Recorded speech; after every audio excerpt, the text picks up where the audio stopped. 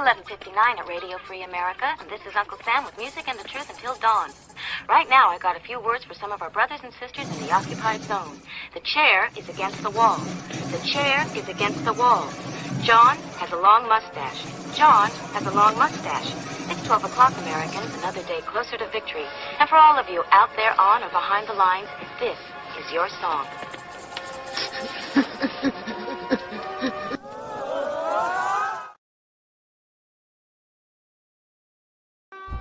This is Earl Benson, reporting from downtown Topeka, where Gizzard Gary is rampaging through the city. Authorities have asked the public to stay indoors.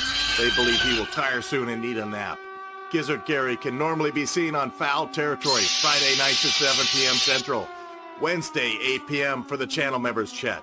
Stay safe and give him the bird. Earl Benson signing off.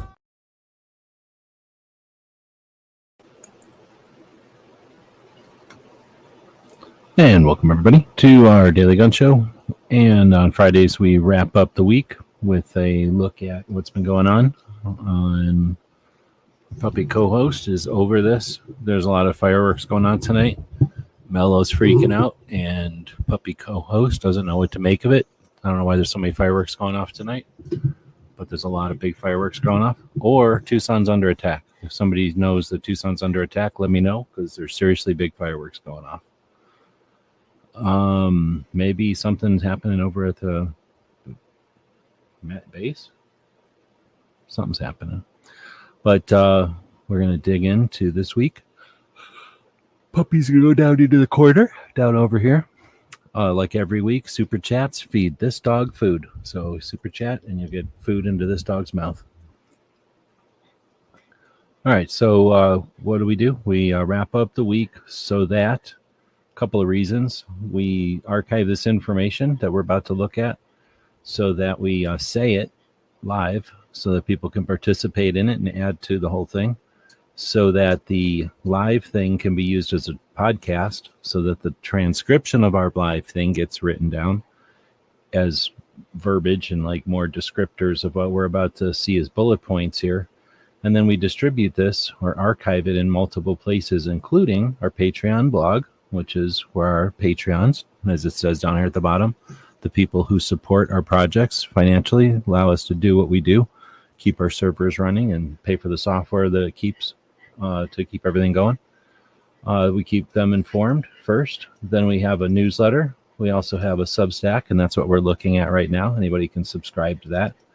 We have the Instagrams, and we have a podcast, which I briefly mentioned there, which if you're listening to this as a podcast, welcome. If you're listening to this, oh yeah, there's so many fireworks going off tonight.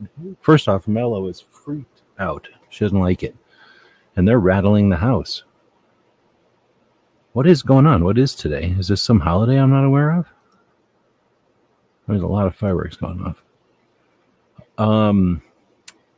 So we thank everybody who's listening to us as a podcast listener in the future. And thank you for the likes and the feedback that you're giving us over there. If you're listening this evening on the X, which it looks like 5 people are at the moment, you can leave comments and they show up on screen, just like Woods and DJ and Gunswater. Welcome. All right, so let's dig in. We're going to be looking at the news of the week. There's a bunch of news this week, of course. We'll talk about the stuff that people have created that is focused on what our Second Amendment protects, the important stuff. Then we'll talk about the general gun stuff, which is, stuff that's kind of keeping everybody current and aware of what's going on out there. Now we're going to dig into, or after that, I guess, we'll dig into some radio shows that we listen to on the regular. We also listen to some military interview shows. We'll take a look at the calendar if there's time permitting. And then we'll wrap it up with, wow, that is a lot of fireworks. What the hell is going on? We'll wrap it up with what we've been doing this evening.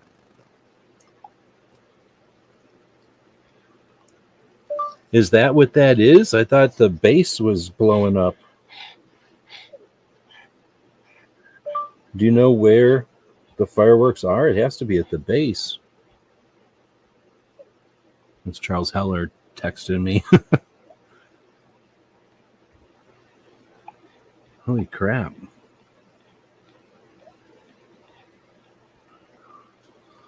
Charles Heller lives like 3 blocks from me. He says it's a show. Wow. Holy moly.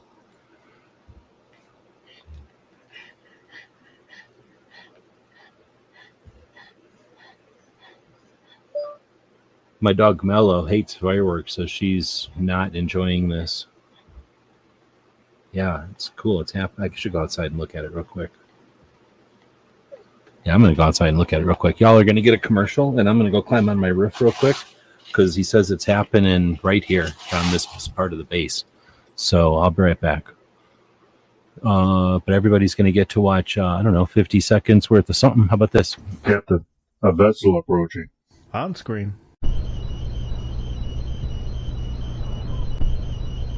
We're being hailed. Every weekend over at peerwebsites.com, our online store, we have free Patch Friday. And that means that every order placed on our store on Fridays is going to include at least one free patch. So that's every order with no coupons, no minimum order, no codes needed. You place the order on Friday, and when it arrives to you, it's going to have at least one free patch. Your support means a lot to us, and financial support is critical. So thanks again to the people who keep us online through purchases at peerwebsites.com.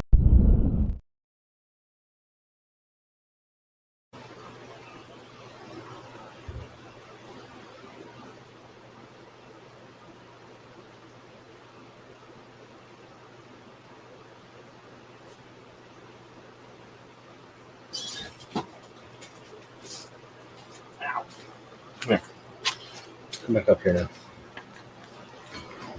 This fell off my roof. Come here. Come here. What are you doing? Here. Come here. We gotta teach this dog to do one of them things where he jumps up. Sick of having to pick him up all the time. It could be some kind of princess. Yeah, there's definitely giant fireworks going off. So I guess the Air Force has a bunch of money to throw off fireworks all night. They've been going off since Gizzards is this show.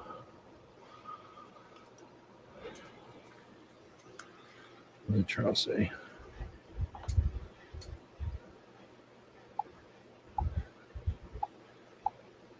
I guess that's why he was texting to let Mello know what was going on. All right.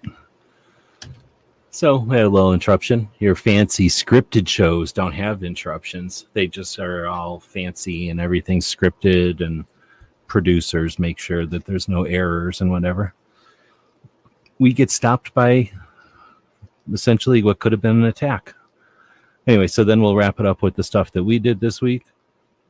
But let's dig into it. Puppy, don't be gross when we're on the live thing.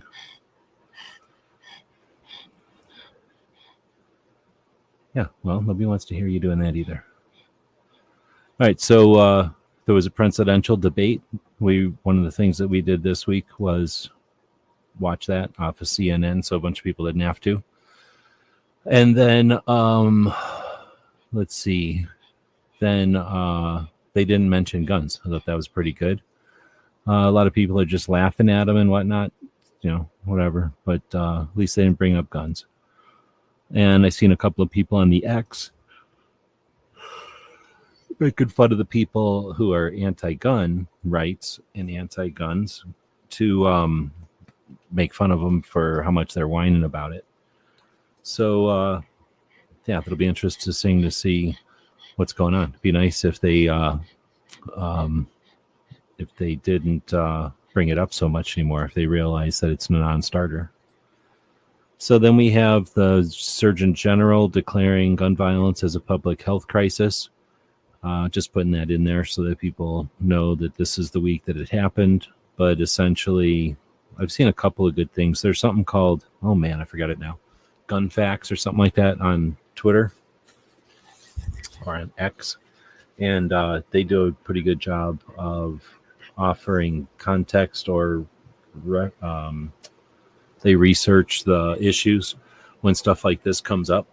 So they contrasted this Surgeon General's declaration And a week earlier, the same newspapers were reporting how gun violence is down.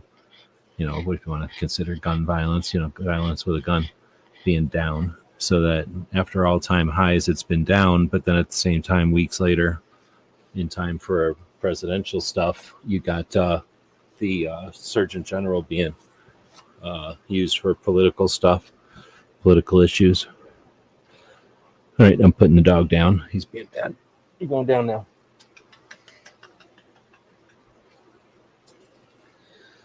He needs a certain amount of kisses when he goes down. That's just the way it goes. All right, so let's pull up the whole screen somehow. How do I get rid of him? This. No?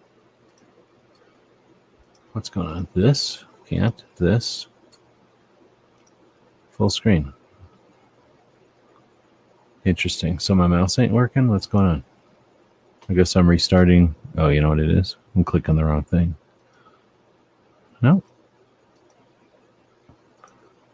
Okay, something's going on.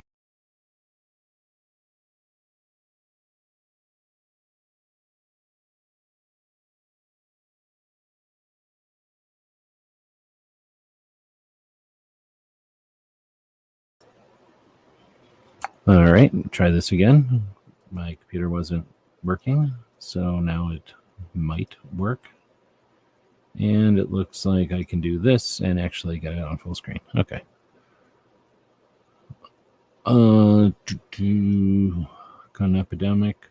I think the Surgeon General, Woods is saying the sky's falling gun epidemic. I think the Surgeon General is involved because the three issues that guns can be: medical, societal, or civil, or legal, or whatever you want to say. Like, they can either be a legal thing, they can be a societal thing, or they can be a medical thing. They own medical. Like, medical is bought and paid for by whoever pays them.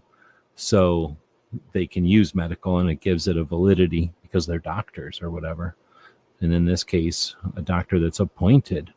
So I think they're doctors. I'm assuming they're doctors.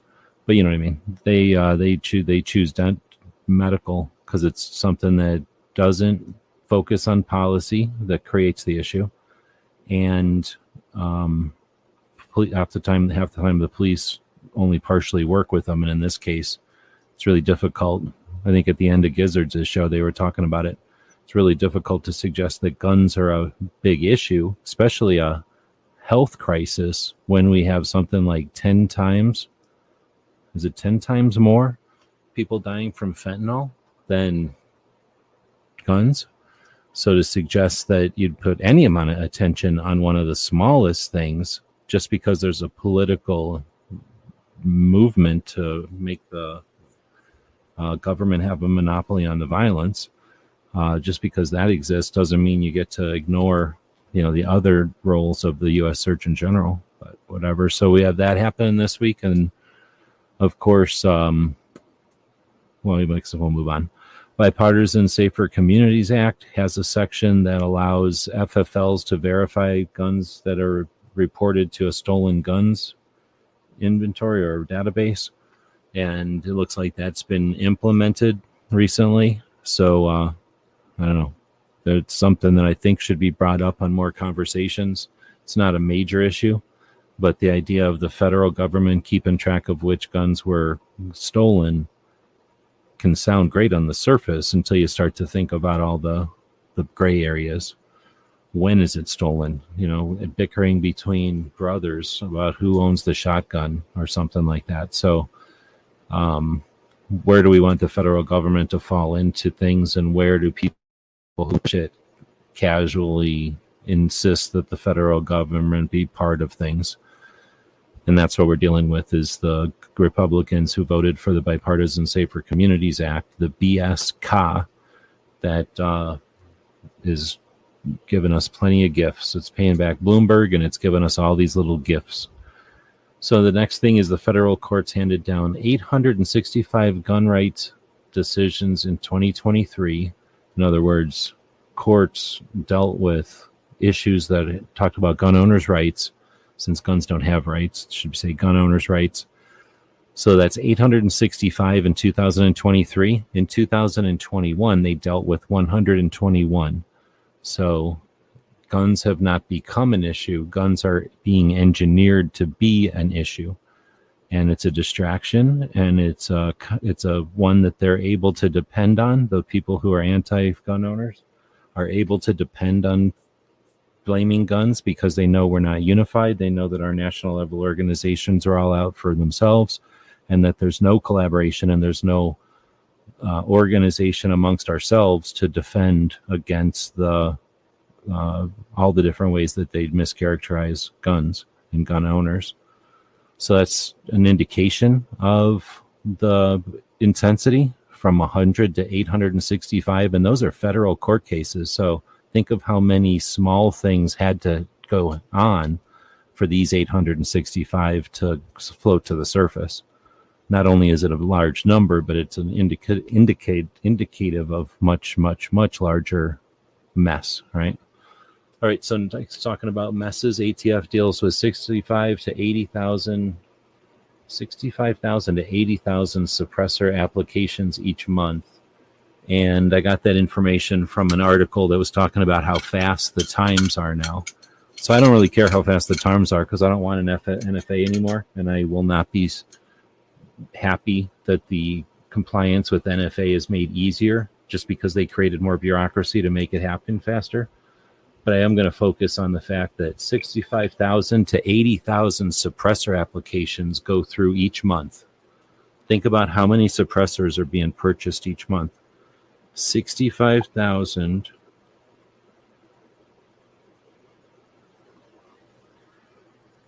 Oh, is Charles listening right now? I don't know what he's talking about. But the, that's 65,000 to 85,000 suppressor applications going through each month. That's another big reason. That's something that could be mobilized. I'd like to see ASA do something more about that.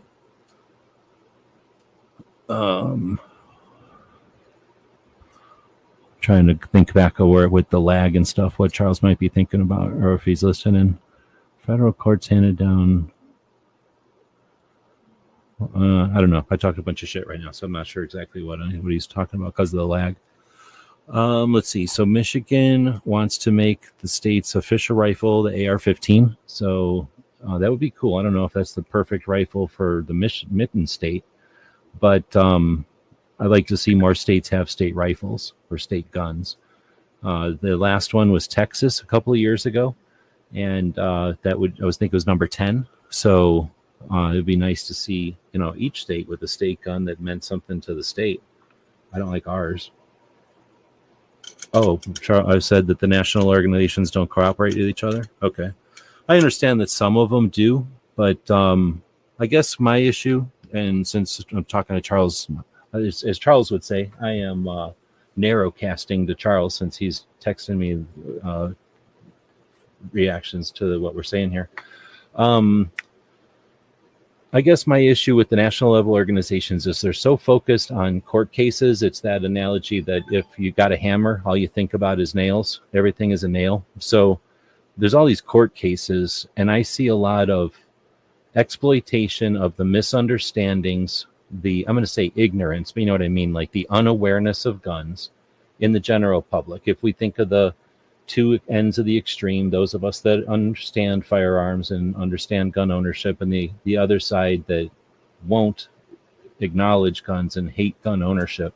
And then we've got that portion in the middle. Some people say 80%, but some large portion in the middle that could care less one way or the other.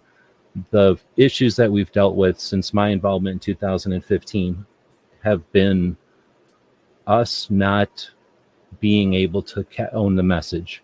And part of the reason is we play defense a lot, and part of that is because we are a bunch of individuals. So I like to use the analogy that and Charles will like this analogy, that the NRA is like our battleship.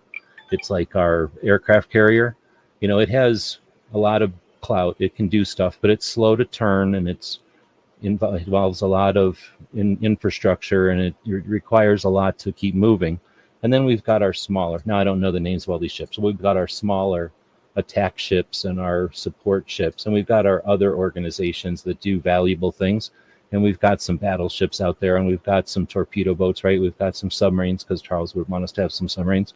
So we've got these other vessels available to us. And I think what happens is a lot of people who came along and just saw the NRA as this kind of giant thing, they take it all for granted. They don't care at all what the NRA is doing. They've been told that the NRA is responsible for the 1934, they're responsible for the 1968, they're not responsible for the 1986. And so people have written off the NRA. So there's a whole generation, seems like, of gun owners, especially adult gun owners, who don't even care about the NRA. So now they're centric on FPC, GOA, and to some extent SAF, but only in like an aside. They don't care what these organizations do. They support them because they're on our side and that's all we've got, but they're not paying attention. So that's the frustrating part, is we've got lots of resources on our side, tons of potential, and the organizations that we've got are focused almost solely on court cases. So Second Amendment Foundation has done some diversification for sure with the gun rights policy conferences each year, in addition to collaborative things and branching out into other things and supporting other organizations and all that.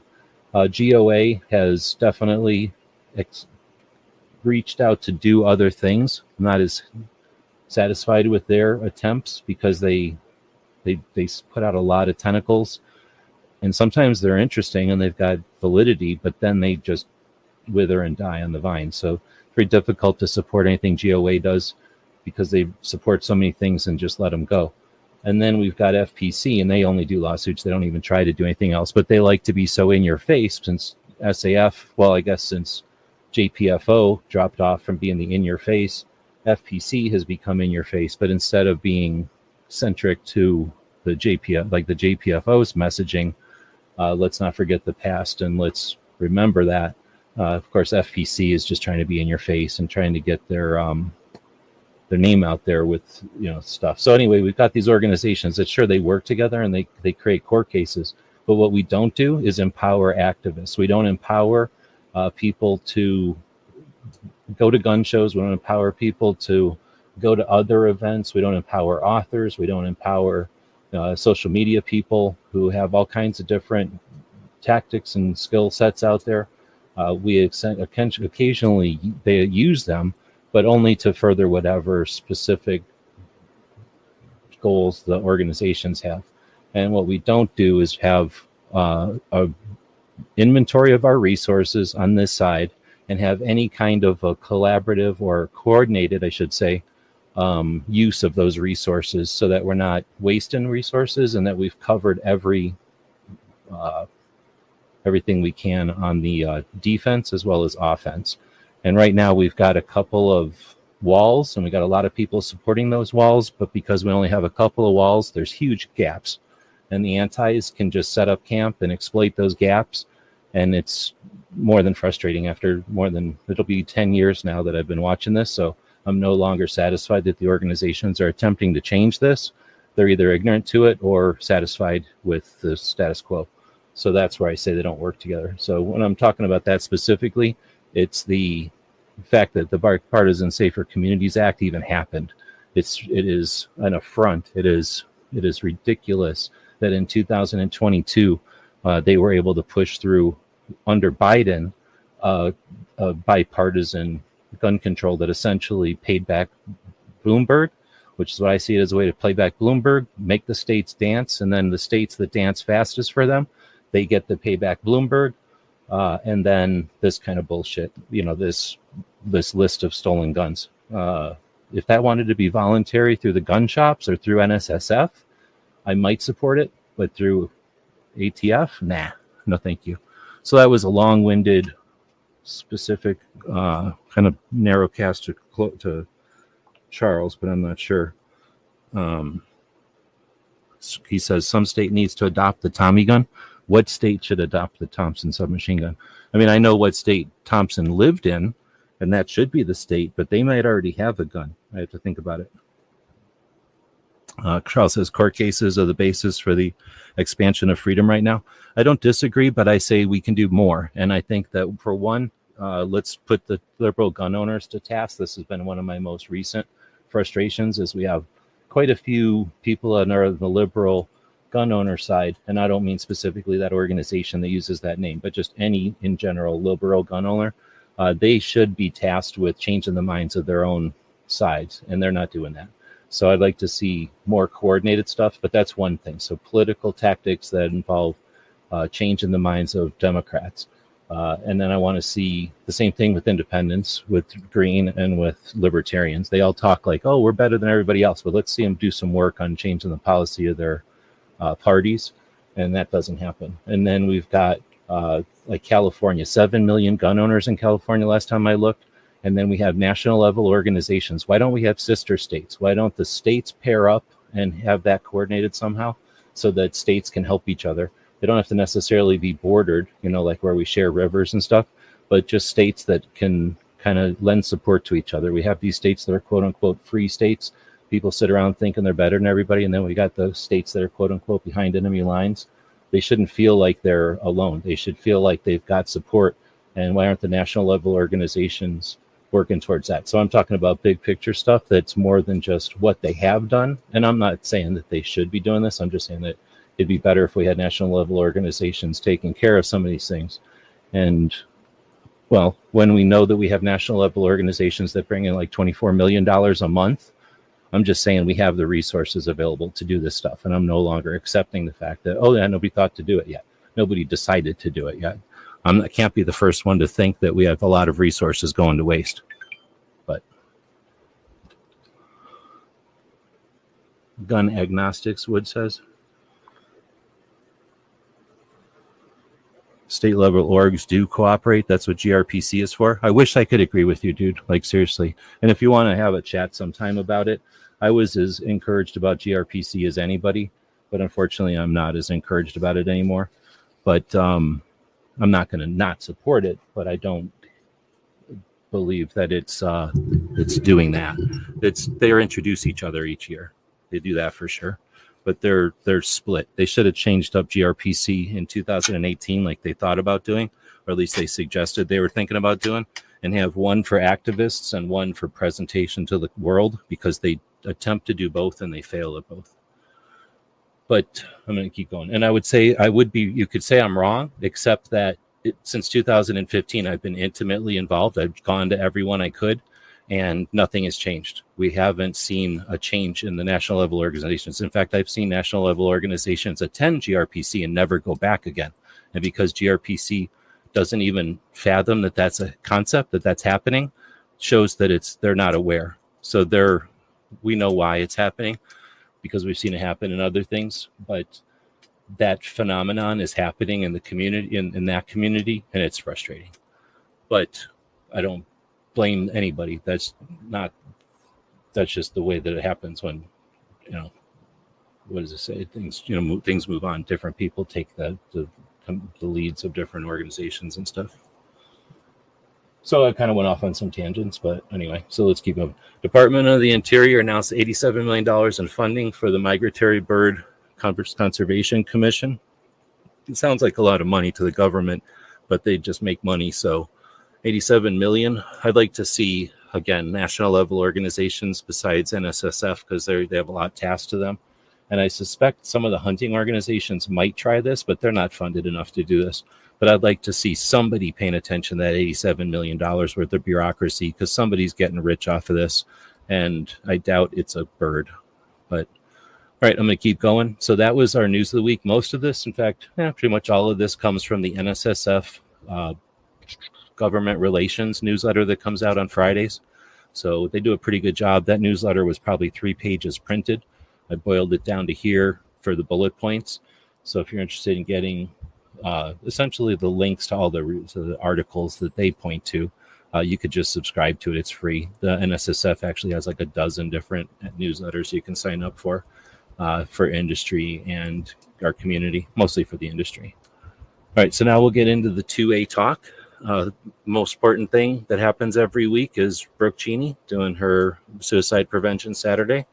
an attempt since 2018, every single Saturday, to normalize the discussion on mental health and suicide prevention, giving us the tools to speak comfortably about these issues, in spite of the fact that no matter what the platform, they won't differentiate between the positive and negative discussions on suicide. So she's constantly fighting the battle to be on the platforms. They insist that anytime you mention suicide, it's got to be negative. So bravo to her. Walk the Talk America is another organization that's in that realm. The intersection of guns and mental health. They do a podcast that gets recorded almost every week, and then it gets edited and posted just like our show, except I don't edit anything. So it gets recorded live like this, and then at some point it gets all fancied up and then posted as a podcast. So I like to listen to the live side because I'm raw. This one was them talking about the Stop Stigma Together National Summit that was hosted in Colorado recently. So pretty interesting discussion.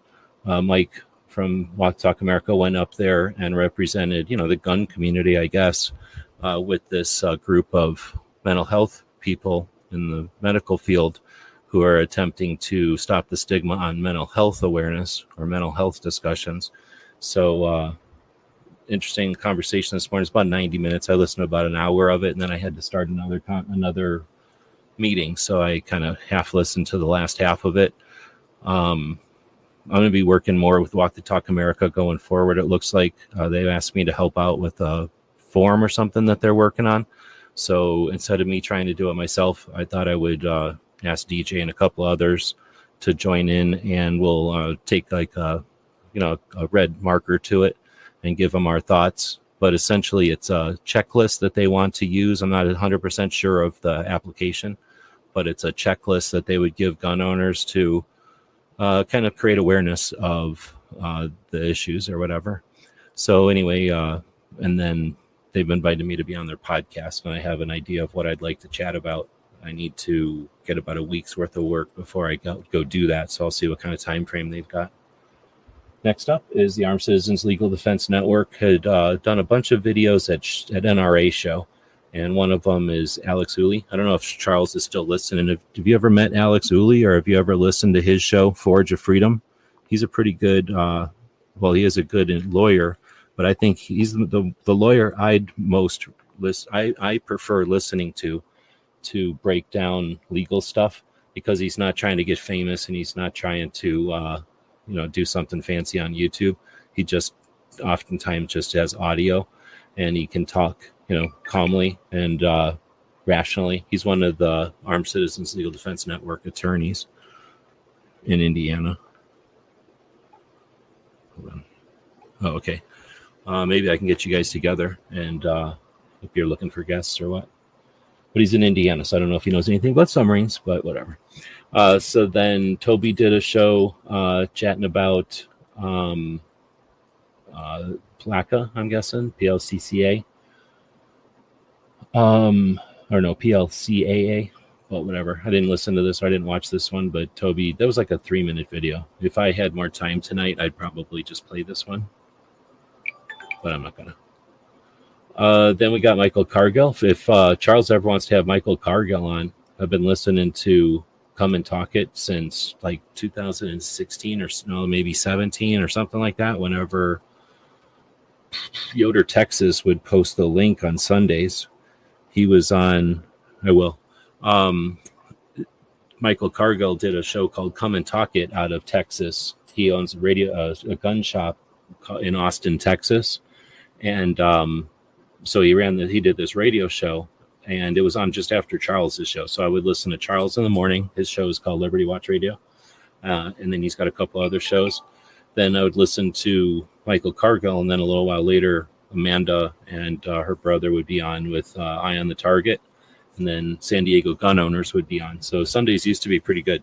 Michael stopped doing his show Sundays and started moving it to like Wednesdays, and then he's been doing it less and less frequently. But he still has the gun shop, and in I forget what year, maybe 22 or something, he decided to sue the government for the bump stocks, and that eventually went to the Supreme Court, and that is the Cargill decision.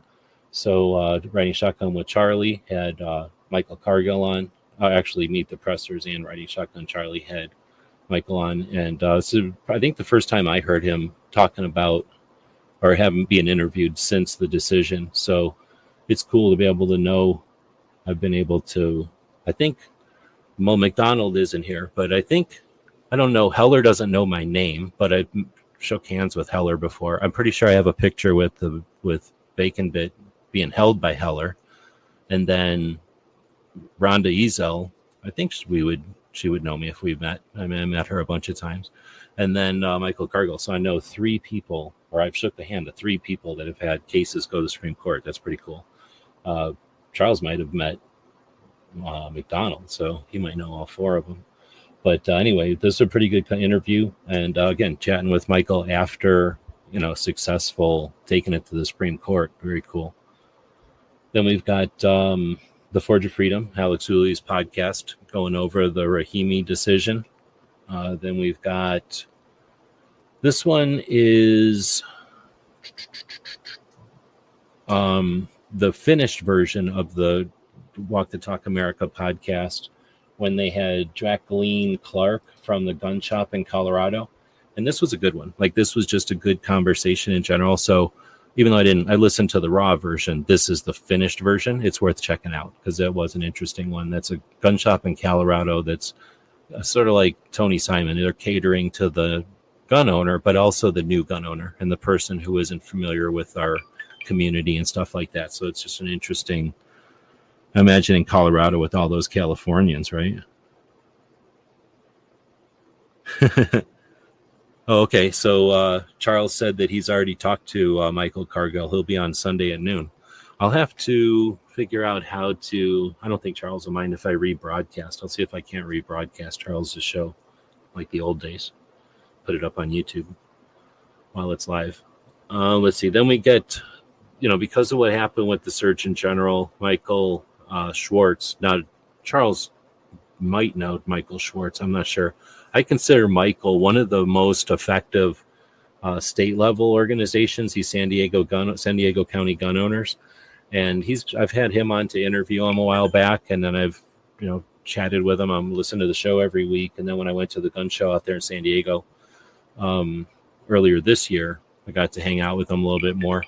But these guys are when I keep challenging the liberal gun owners, like at first liberal gun owners just didn't say nothing, I guess, because nobody cared. And then they started saying, no gun owners are liberal. And then the liberal gun owners all went, yeah, we are. We're still here. We just don't say nothing. So then the liberal gun owners started coming around in 2017 and saying, like online and going, oh no, nobody pays attention to liberal gun owners. And then they started organizations. They started whole, clubs and stuff. So now they have these groups, and before they weren't in groups. And there's always been liberal gun owners. There's these groups of them.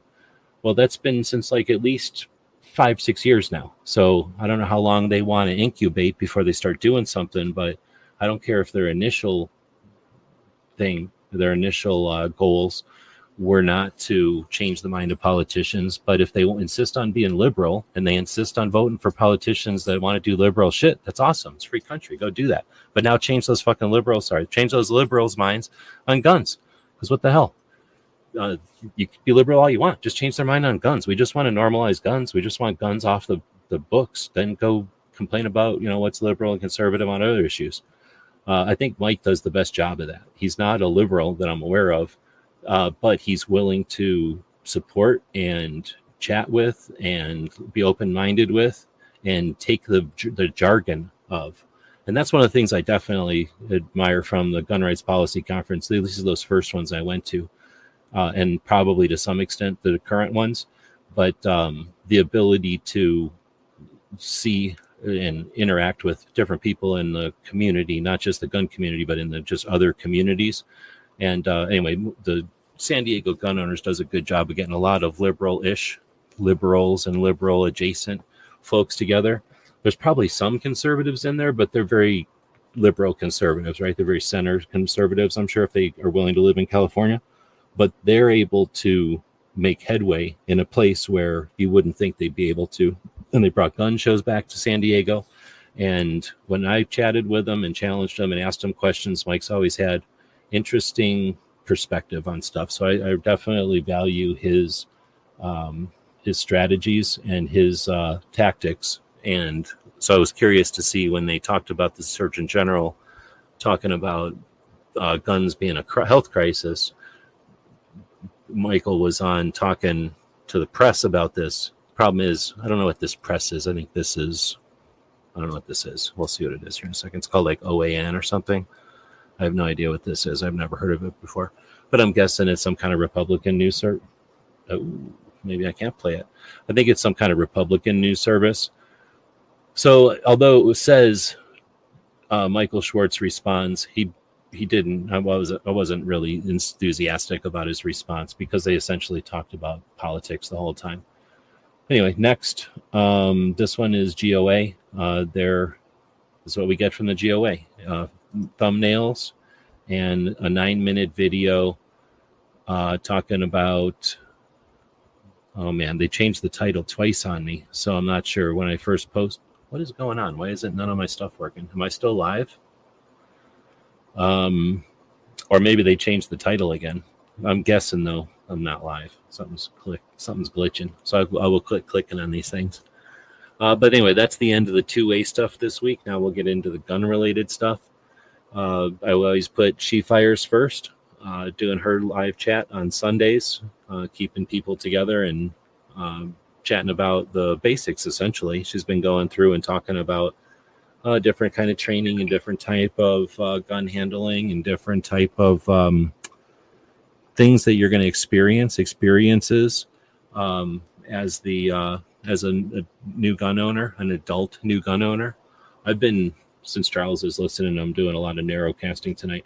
I've been differentiating a lot in the last year or so about gun owners, because I think of gun owners, because everybody I know has owned guns since we were little kids and we're old. So I used to think of that as a gun owner. I'd no longer, at least I'm now dividing gun owners up to adult gun owners. So people who decided as an adult to become a gun owner, and they may be a gun owner for the last 5-10 years or less. And it's just different. I think there's a difference there, and I try to keep track of that difference and not put a bunch of shit on people who didn't grow up with them. You know, if you didn't shoot 1 billion guns in your teens, then you've only shot in, I don't know, 100 guns or something. There's probably people that haven't shot even 100 guns before. Or there's probably people that haven't shot 25 guns, right?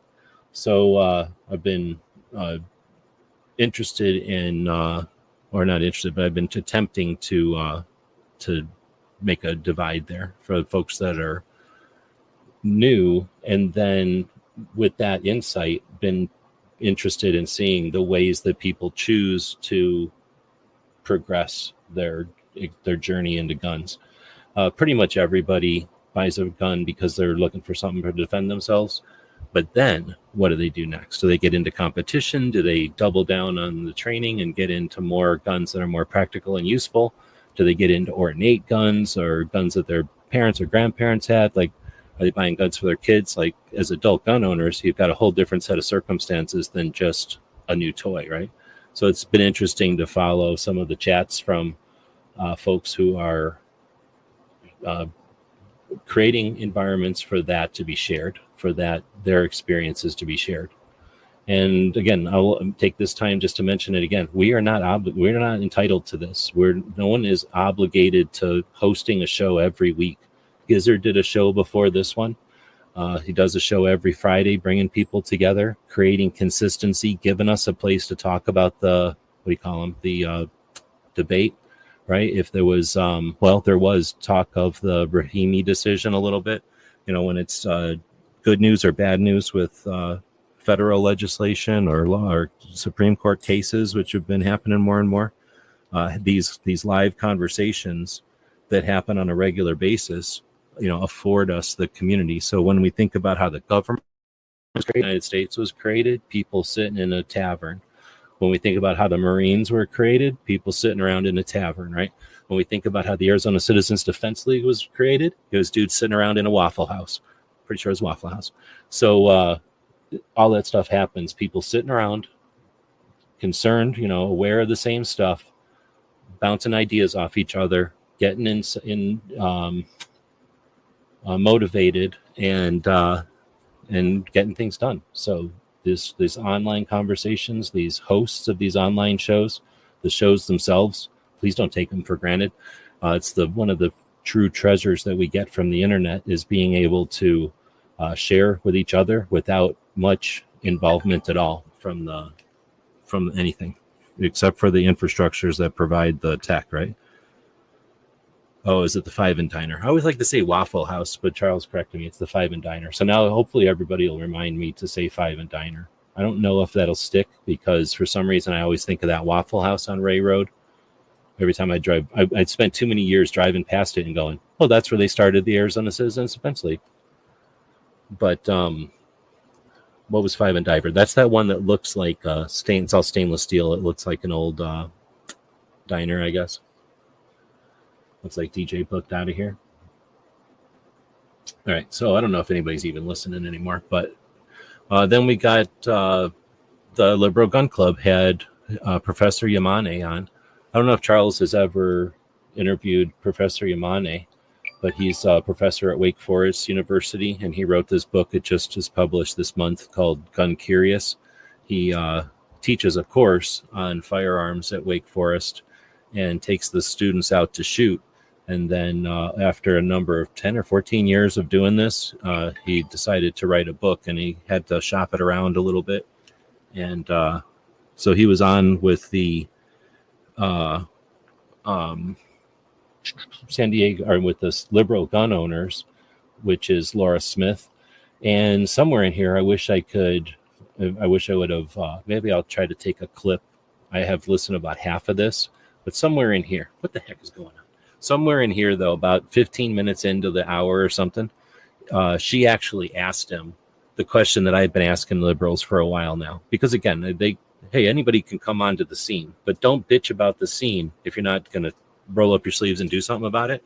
And it's been 5 or 6 years for the liberals to come in and make a spot for themselves and say, you know what, we're liberals and we're not going to act like we're not liberals. It's like, right on, do it. Let's do it. And then it's like, you can't just sit there and say, well, we're liberals and that's it. Well, so, okay, you're liberals, now change things, do something, exercise some of that power. So Laura asked Professor Yamane, as liberals, what can we do? And I won't spoil it, but it was worth listening to that. And like I say, I've only listened to half of it, so maybe the rest of it is even better. Tony and the rest of his crew does the Guns and Gear Review podcast on Tuesdays. I try to watch it. It happens the same time as Ghost, and that's where I keep up with what guns are coming out and what. I don't really pay attention to that stuff. I let other people do it, and then I just watch them talk about it. Then we have the Guns for Everyone up in Colorado. 10% of all CCWs in Colorado have gone through Guns for Everyone, and those were free CCW classes. And they've been doing their podcast intermittently for the last couple of weeks. So this week they had Brian DeBausch on, an attorney in Colorado. And it was a pretty good conversation. I think I listened to the end of this one. I think I got in there about halfway and heard the end of it. It was pretty good. There's Woods and Foss going out to the range on Foss's Take a Friend to the Range series. I don't know if Woods is still out there. Then, of course, Foss hosts the Mouse Parties on Wednesday, a non-scripted, no-topic conversation. Again, thanks to the people that keep our communities together, especially those people that keep us together in the middle of the night. People that are up overnight, getting everything done, fixing the planet, cleaning everything up, everything that everybody else takes for granted. That's why I do my shows at midnight.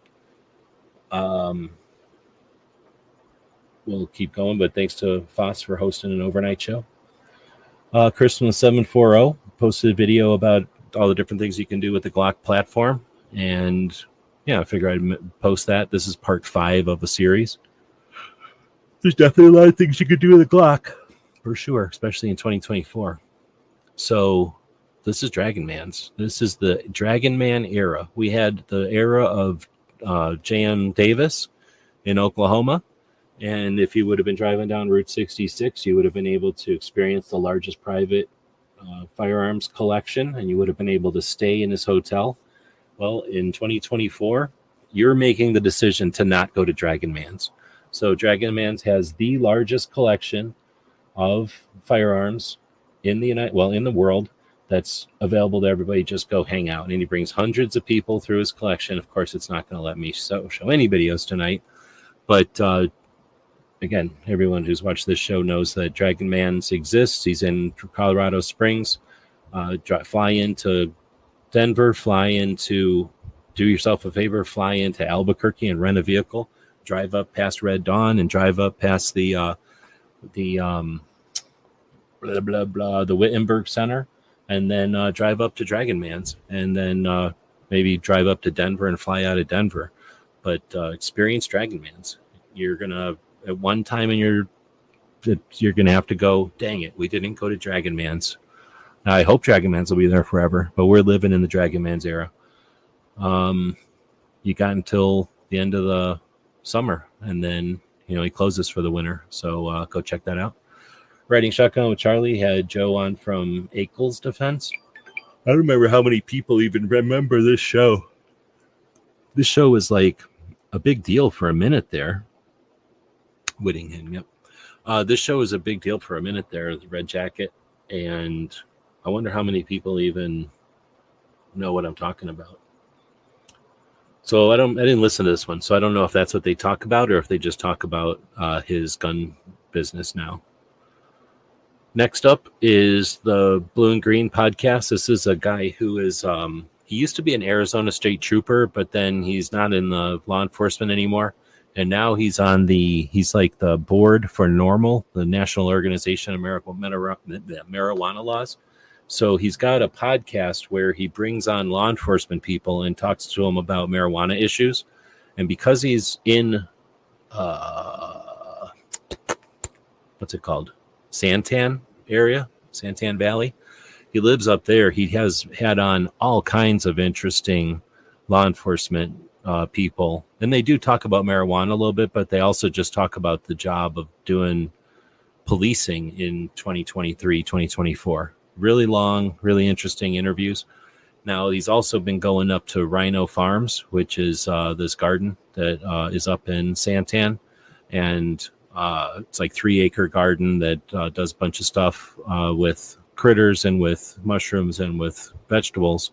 And they've been doing this series, 20-minute series on the different, like how to grow chickens or how to grow ducks, in this case, how to grow turkeys.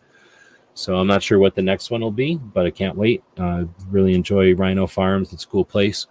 And as soon as it's cool enough, I'll start driving up there again. Then we've got New York Outcast, who is not in here tonight, but he posted a video of him walking someplace in New York, the Glen Canyon State Park. No, it's not called Glen Canyon up there. It's just called Glen State Park. Glen Canyon State Park is in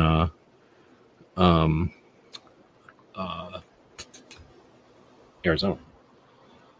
Then we were chatting about Lancelot Link someplace, probably in the overnight, and then DJ found this. I think I may have seen this before, but I'm not sure. But definitely was worth watching again. These are the guys that created Lancelot Link.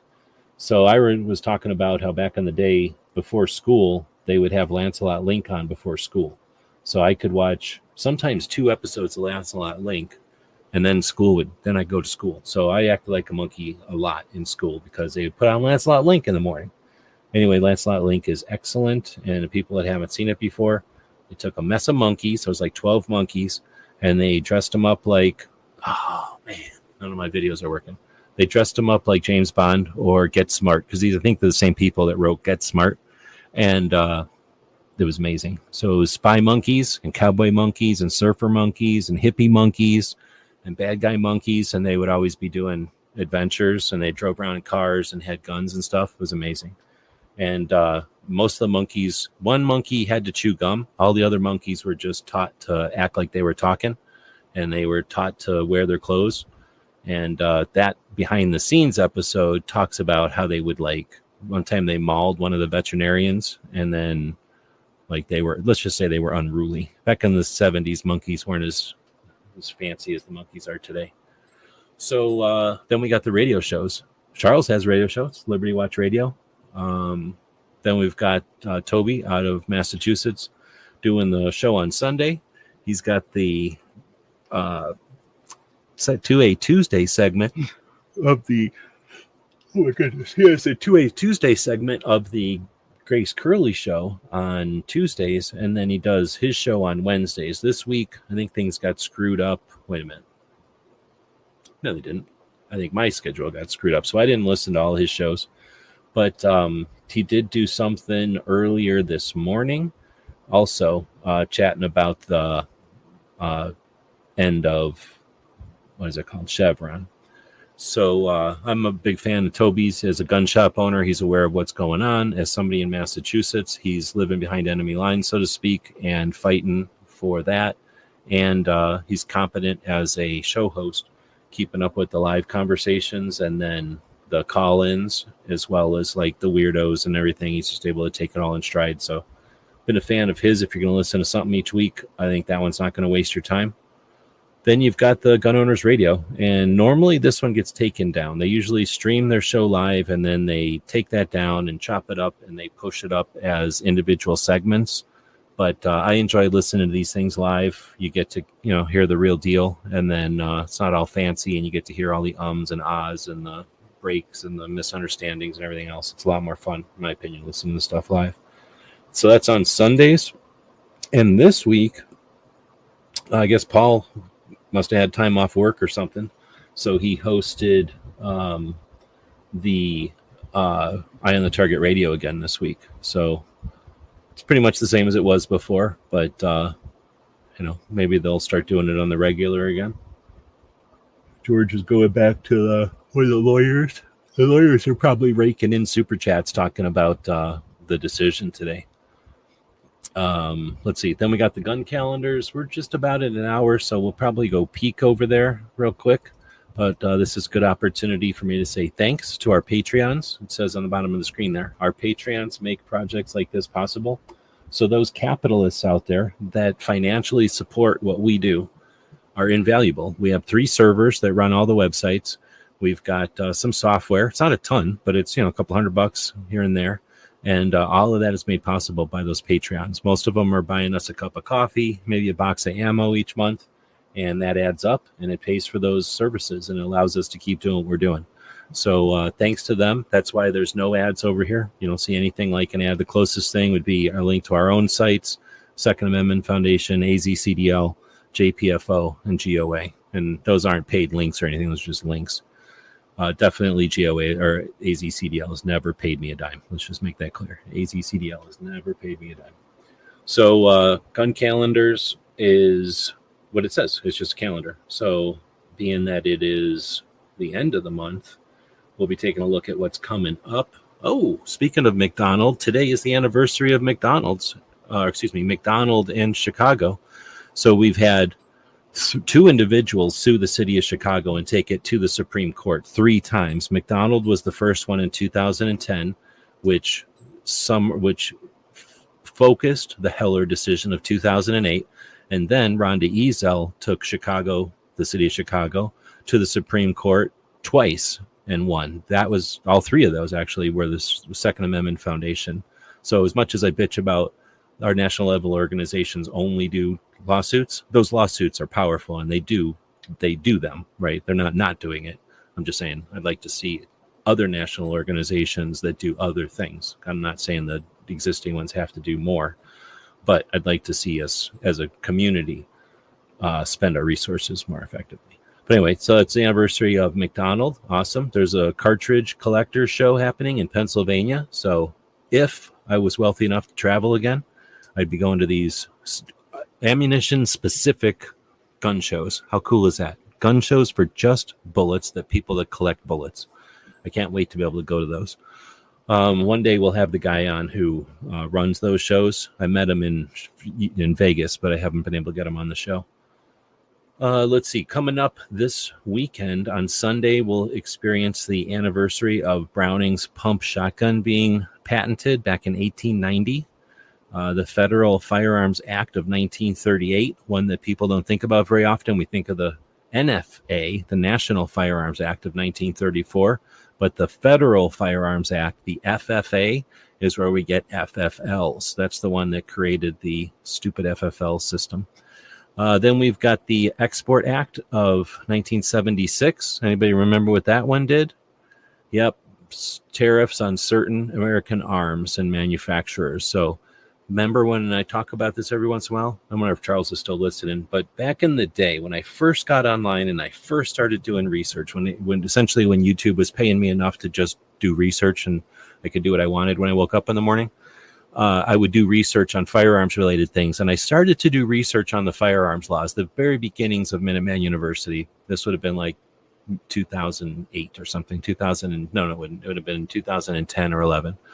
And I started to research the why these bans happened, and there was a lot of they were alluding to who owned the semi-automatic rifle import companies, and it was politicians that owned them. And I'm not going to get into it here because I don't want to get this shut down or just go off on too many tangents, but I would certainly like to see, instead of people researching dumbass World War I weapons and World War II weapons and becoming millionaires researching dumb guns that have already been researched a million times, let's research something that can actually be of interest and something that was actually difficult to find online, and maybe would result in some dirty hands with some politicians who started all this shit.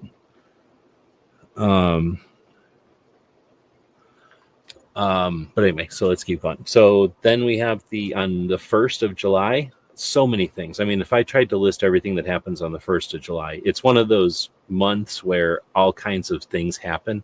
So you're going to see like the beginning of all kinds of laws happen on July 1st. There's a few other months where that happens, but July it's a massive amount of things.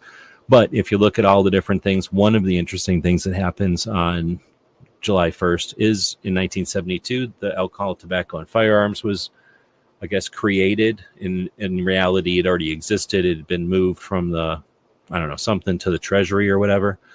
I have a post on it somewhere.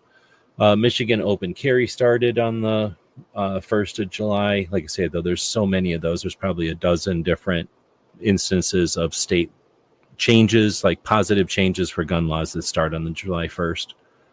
And then we have from back in the old days when I first started this whole thing, one of the things that we would be aware of was the United Kingdom's gun control that started in 1997 and was much more draconian, is that the right word? Much more like horrible than ours. And of course, we now see the consequences of it is probably the same violence, if not more violence. And then comparatively to other countries that didn't restrict handguns. Anyway, UK is one of those things. I don't follow Europe too much, but let's keep track of when they do things like make guns illegal. We got the 4th of July, and on the same day, our Rock Island Arsenal Museum was established in 1905. That's our second oldest museum. The first one was? Anyone? That's right, the Springfield Museum. So, wait, was it?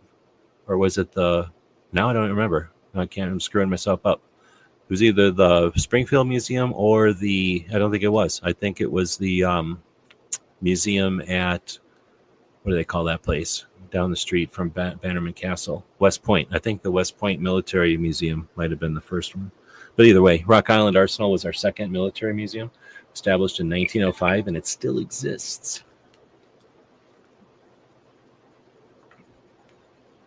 Draconian UK gun control started in 1921 in the modern era. Oh, interesting. So then, because I post this, it probably won't get posted until July, whatever the next week is there. We'll say that Ruger looks like he was born on June 21st, but then passed away on July 6th of 2002. Back when we started this whole thing, Ruger was a much bigger topic of conversation. Today, I don't think people even bother with Ruger since it's been so long since he's brought up the 10-round magazine thing. But then we've got the semi-automatic rifle import ban coming up, the anniversary from 1989 coming up on July 7th. And that's, of course, where, was that Bush? Yeah, Bush stopped the importation of the SKSs and that kind of stuff. And again, that's one of those ones that you'd be surprised at. If what I read on the internet back in those days was true, then it'd make you be pissed. And I haven't seen it since. So I don't know if that means it was fake or if that means that the people that were behind it wanted it scrubbed. Those were back in the day when you could scrub stuff off the internet, I think. anyhow, we got the Alaska Firearms Freedom Act from, when was that from? I guess I didn't put the date in there. That's convenient. And then, who remembers when there was no CCW in like half the states? Well, it was in the 80s, so you had to be a while ago. But I can remember live conversations from 2000 to 2013 where people would say stuff like, we'll never have 50 states with CCW because of Illinois. We'll never have blah, blah, blah because of Illinois. We'll never have blah, blah, blah because of Illinois. Well, guess what happened? July 9th, 2013. Well, Illinois got CCW, became the 50th state, the last state to hold out. And now we have CCW in Illinois. And now we have constitutional carry. I refuse to call it permitless carry. Constitutional carry in 29 states. You're actually we're listening, or Charles is listening. He's one of the people responsible for that whole flood. Imagine how interesting it would be to be one of the 5 dudes that were sitting around at that Five and Diner, and that created an organization that just 9 years later would influence the state enough to have the balls to push constitutional carry and then pass it. Blood in the streets and everything was a legit concern back then, because only crazy Alaska and crazy Vermont even had such a thing as constitutional carry. And that drive, that decision, and then the follow through of that, boom, next state. Who remembers what the third state was with constitutional carry? Nobody, because it takes the first state to do it. And then all the other states come along. And now 29 states later, that many states have constitutional carry. Pretty neat. Let's see. Then we've got a bunch of nothing, because I don't have anything in the calendar until the 16th of July. So I'll probably wait on that, so we're not sitting here all night talking about the calendar. Charles says there was 4 people at the Five and Diner. Okay. I think I've shook hands with 3 of you at least, or maybe all 4. All right, so that's gun calendars, and anybody that wants to check that out, thanks to our Patreons, it's available all the time, guncalendars.com. So you know what you're talking about if you go to the range or the gun shop or wherever you might be that you want to bring up something that has to do with guns, or sometimes there's military holidays in there. All right, so now we're going to talk about some of these military interview shows that I listen to, and this one is a pretty interesting one. This is the Team House. So this is a Green Beret and a Ranger, and they interview all kinds of people. This is episode 284 of their show. Theirs is a good show because they typically interview, well, they always are live, but they typically have the people sitting in the room with them in New York City. So it's an interesting conversation. This one is a SEAL who went into dev groups. So he went to SEALs Team 6, and he did all kinds of things you can imagine. Then he found himself in Serbia, I believe, at a party. And the next thing you know, they're knocking on the door. And I think it was 8 months later, he got out of jail, or 18 months later, he got out of jail. He came back and he lost his trident, and he's started doing mercenary work, and now he's doing some other things. So an interesting conversation for sure. You hear about mercenaries and you hear about legal systems in other countries, but you very rarely get to interview somebody who's, recently had to deal with it. I got to go turn off a fan here that's about to blow up. We're going to throw a commercial up here for something so that you're not sitting here being bored. This will be very loud, by the way. Very loud.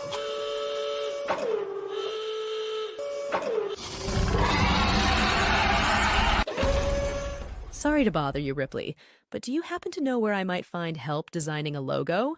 That's easy. Just head over to gearwebsites.com and they can help you out. While you're there, why not check out all the wonderful 2A-related items for sale? Jimmy, put that down. Gearwebsites.com. Thanks again to Foss for making those commercials for us. All right, then we've got Borderland. I've been listening to this one pretty regularly, and this one was interesting. This is a they're not going to play for me. This is a conversation with the former director of ICE, immigration. What does ICE stand for? I can't remember what ICE stands for now. But anyway, immigration. So pretty interesting. Interesting not just because he's saying the stuff that you'd expect, but because of the stuff he wasn't saying. And as a guy who's been involved with it for so long, I thought that was a pretty good one. I'm not stoked about the interview style of Borderland. it's kind of shitty, honestly. I don't like their editing style, but it's good info. So mainly, I don't like that they cut it so freaking short. They try to make them like 40-minute episodes, or at least bring people back for 2 or 3 episodes if you're going to make them 40 minutes. But they could have been talking to that guy a lot longer. Another conversation with a SEAL talking to a SEAL. I don't know. I don't mind listening to SEALs talk to each other, but they definitely were talking about SEAL stuff in this one. So not only are these guys both SEALs, but they kind of did stuff similar. So they had a lot to talk about. Anyway, this is Mic Drop, and this was a SEAL guy from SEAL Team 5.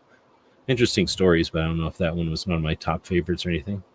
And then we get to Combat Story, and this is another interesting one because this is a guy from the infantry instead of, well, he was also a Green Beret later, but a guy from the infantry. Most of his stories are infantry stuff. So we hear often when they're talking about Afghanistan and Iraq stories from what people would consider tip of the spear, or the guys going out and doing nighttime operations and stuff. But obviously there's lots of people there doing other things. And this was an interesting look or hear, conversation about some of those experiences. And then, of course, as you go in and do more, somebody who did more than that, hearing the stories where normally we wouldn't get those stories. Then we'll take a look at what we did this week. And we're not doing too bad with time. ICE is Immigration and Customs Enforcement. Thanks, Charles. So I simulcasted the debates. It was just driving me nuts. Somebody was watching the debates and getting like $50 super chat after $50 super chat.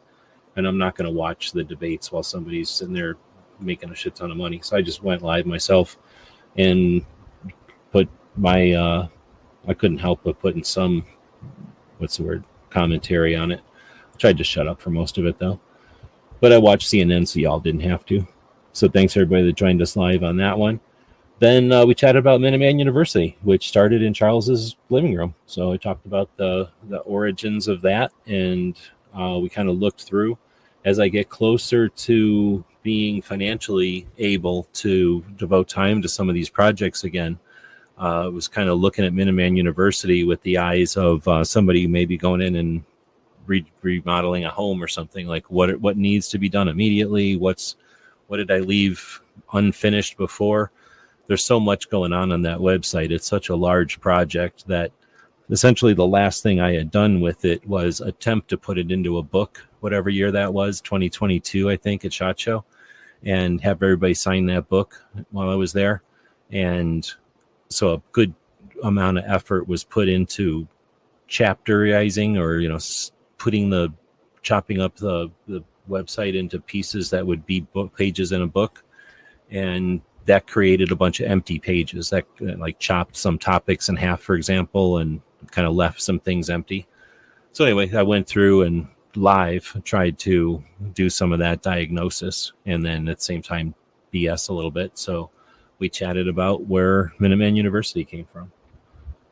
Let's see. I've also got a shed I'm trying to put together. So if anybody wants a shed in their backyard, here's a link you can click on, and it shows you my amazing adventures of putting my shed in my backyard. And then one time when we were doing the Daily Gun Show 500 episodes ago, we must have done 9mm in the Bear, which is the sitcom from the 1980s where a little monkey ran around with a 9mm cartridge and they had adventures. And you can't even imagine how many adventures a monkey and a 9mm can have. But that was episode 1203 if you want to go check it out. I guess thinking about Lancelot Link, Secret Chimp, brought back those memories. All right, that's the show. I'm going to try to get another hour and a half worth of work out of today since it's only 10:30. Thank you, everybody, for staying up late and being part of this one. Let's see how many people were listening from where. 18 people over on Twitter, and none of you had chatted at all, which is super weird, but whatever. All these people, George Washington, Day, Woods, Guns and Water, and Ozzy. we're all over here on YouTube, and because they chatted, I can put their names up on the screen. So if you're on the X, you're allowed to chat. You're allowed to be part of an interactive network or interactive internet. That's what it's called, the internet. It's interactive networks, and you don't have to just listen. All right, with that, we're going to wrap this one up. We'll say thanks again for tuning in and watching and listening. And thanks to all the people who listen as a podcast later. We're on all those podcast platforms. Thanks to Podbeam, we can now see how many people are paying attention to the show, and it is impressive. We do thank you. And we ask that if you enjoy what you're listening to, every once in a while, not like every day or nothing, but once in a while, jump over to whatever the platform you are listening to it on, right? Like iTunes or Stitcher or iHeartRadio, whatever it is. And then find our show and give us a thumb up or a heart or a like or whatever that might be. And then go do that for all the stuff you value, because your interaction with those mechanisms are what indicate that we should be recommended to other people. So your influence there, your interaction is literally priceless. We cannot pay for that. That's something that you have to initiate, and we certainly appreciate it when you do that. So do that for our show, and then do it for everything that you value, because it really has a lot of power. And the human being, I can guarantee you, the human being on this end of the internet or this end of the microphone appreciates that, because then we know that there is a human on the other end, and we're not just talking to the wall, which is what I'm actually talking to right now. But I'm talking into it on can I even do this? I think I can do this. If Charles is still out there, I am doing it on... Hold on, how do I turn this thing on now? There we go. My microphone is on this boom, which came from his radio station. It pops up over my laptop, and then this big strong boom, and I keep my mic and my camera on here. So thanks, Charles, for that, and for helping me out a lot with getting me to Gun Rights Policy Conference in 2015. Otherwise, I might have been typical punk jerk worrying about grip angles and red dot optics, trying to sell people on different kind of serrations or other dumbass shit that it matters a little tiny bit, but it don't matter at all if you don't have the rights to do it. So we appreciate all the folks that are out there paying attention to the important shit, and we thank you all for listening. We'll put a couple of commercials on here at the end. Again, if you're a capitalist and you appreciate what we're doing, you'd like to make us be able to do more, essentially, get us back on the road again in a smart way so that we're not going into debt. I'd love to get out there and start experiencing gun shops again, seeing some gun shows, those events that are out there. But really, there's like 4 museums that I really want to get to before I'm not able to anymore. And, we got Gun Rights Policy Conference coming up in San Diego in August or something, September, something like that.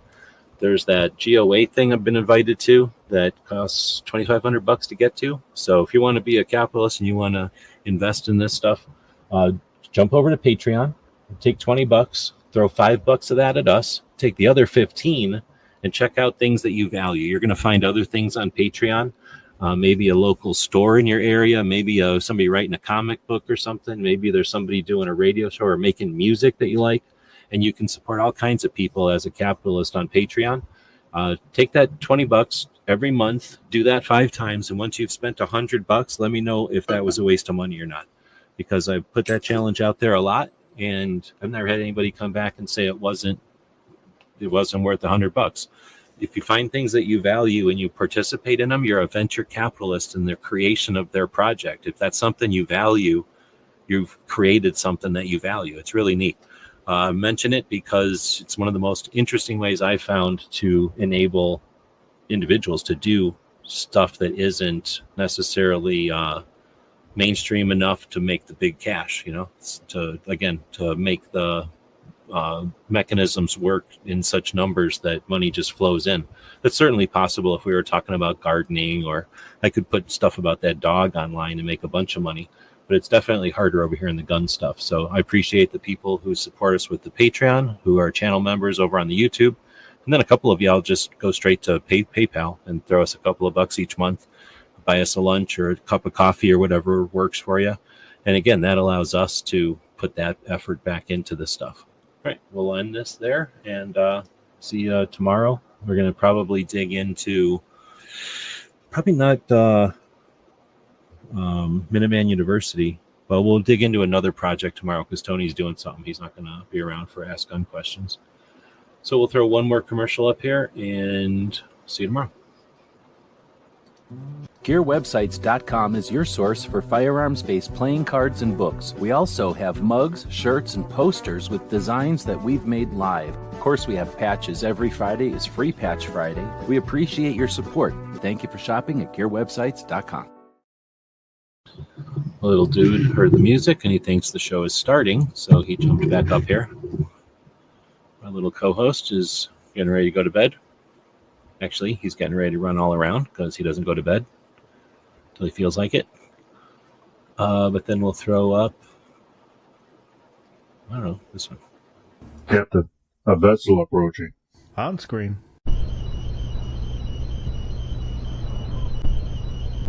We're being hailed. Every weekend over at GearWebsites.com, our online store, we have Free Patch Friday. And that means that every order placed on our store on Fridays is going to include at least one free patch. So that's every order with no coupons, no minimum order, no codes needed. You place the order on Friday, and when it arrives to you, it's going to have at least one free patch. Your support means a lot to us, and financial support is critical. So thanks again to the people who keep us online through purchases at GearWebsites.com.